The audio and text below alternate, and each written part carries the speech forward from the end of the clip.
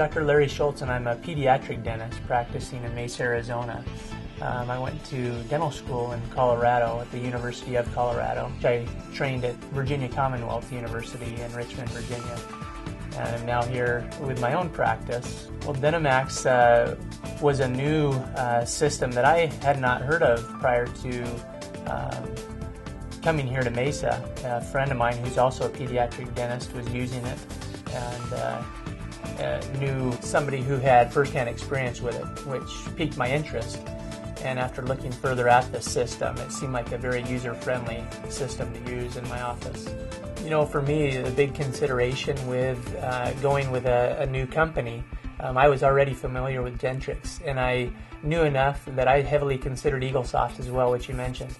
For me, it was going with a company who was trying to improve and had that as a constant vision, to make it better, to make it easier, to be able to provide help when it was needed. Obviously for me in the clinical side, the charting is very easy to use. I like the quick features that we can put in an entire treatment plan. Chair side, not have to write it down first and then add it into the computer.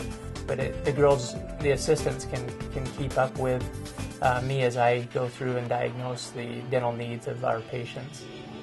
For me, we try and integrate our front and back office so that it's flowing smoothly, and it integrates very well, where in the back we'll be able to do all of the clinical side. Our charting is extremely easy to use. We're able to post the procedures that were done that day, and the front office, by the time the patient gets up, it knows exactly what was done so that they can both greet the patient knowing what was done and be able to charge the patient correctly at the time of checkout. Our image quality is very good. It's, I've used both conventional phosphor plates and sensors, and the DentiMax sensor is just as high a quality a sensor as any other digital sensor that I've used. I've had a chance to share with other pediatric dentists, hey, how are the kids doing with the sensors? And they do very well with them as far as tolerating them. It helps to have a rounded edge, to have them be thin, and they tend to accept those sensors very well.